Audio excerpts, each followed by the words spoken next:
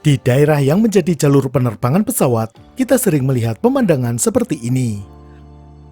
Pesawat terbang meninggalkan jejak seperti asap putih di belakang. Hal ini menjadi objek teori konspirasi bagi sebagian orang, dikenal sebagai chemtrail atau chemical trail alias jejak kimia. Menurut penganut teori konspirasi ini, elit global dengan sengaja menyebarkan zat kimia khusus untuk meracuni manusia menggunakan sarana pesawat terbang komersial. Benarkah demikian?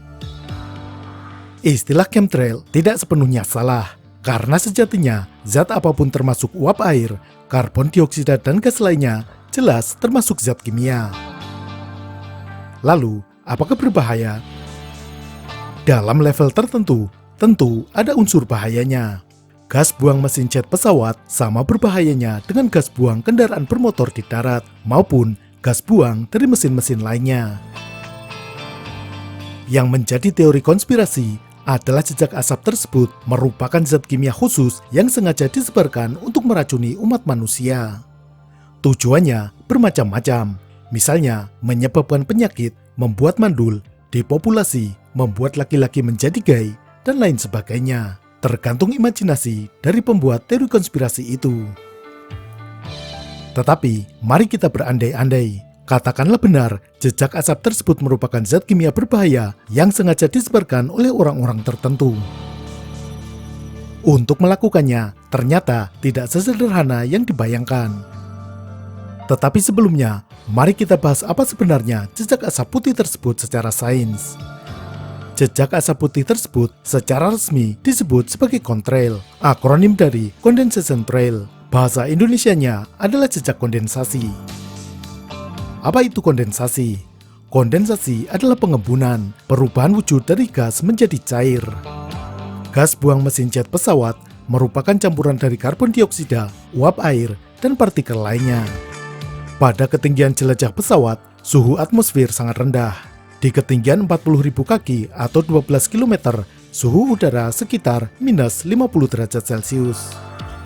Uap air yang keluar dari mesin jet segera membeku akibat suhu dingin ini dan berubah menjadi kristal-kristal es. Kristal es inilah yang kita lihat sebagai jejak asap atau kabut berwarna putih. Jika kita perhatikan, ada jarak antara nozzle mesin jet pesawat dengan pangkal dari jejak kondensasi ini. Hal ini karena ada jeda waktu bagi uap air tersebut untuk membeku menjadi kristal es. Jadi, itulah sebenarnya jejak asap putih yang berada di belakang pesawat terbang. Tetapi, mari kita berkhayal ada pihak tertentu yang ingin menyemprotkan zat kimia menggunakan pesawat komersil. Pertama, harus ada peralatan khusus pada pesawat, baik itu pompa maupun tangki penyimpanan zat kimia tersebut. Berarti, dia harus bekerja sama dengan pabrik pesawat. Dalam rancangan pesawat, ada komponen khusus untuk menyemprotkan zat kimia ini.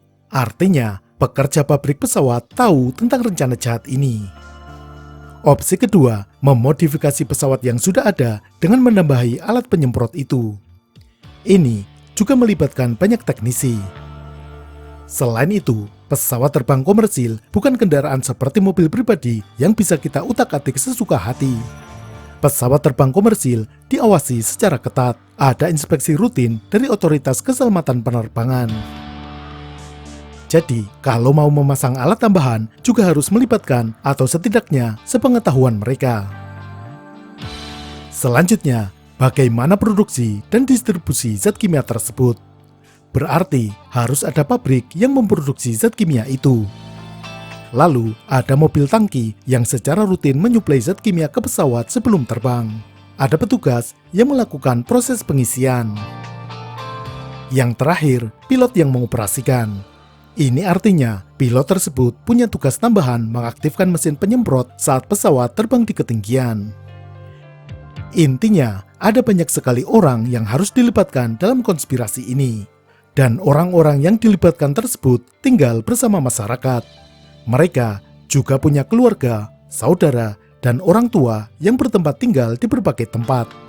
Artinya, zat beracun itu juga pada akhirnya akan mengenai mereka dan keluarga mereka sendiri. Bahkan, orang-orang berkuasa yang disebut sebagai elit global, mereka juga tinggal di darat dan menghirup udara yang sama seperti masyarakat pada umumnya. Nyatanya, mereka kemana-mana juga tidak memakai masker gas. Jadi, meracuni orang dengan menggunakan pesawat terbang tidak bisa dilakukan tanpa mengenai diri sendiri. Kesimpulannya, konspirasi chemtrail tidak masuk akal untuk dilakukan. Sampai jumpa.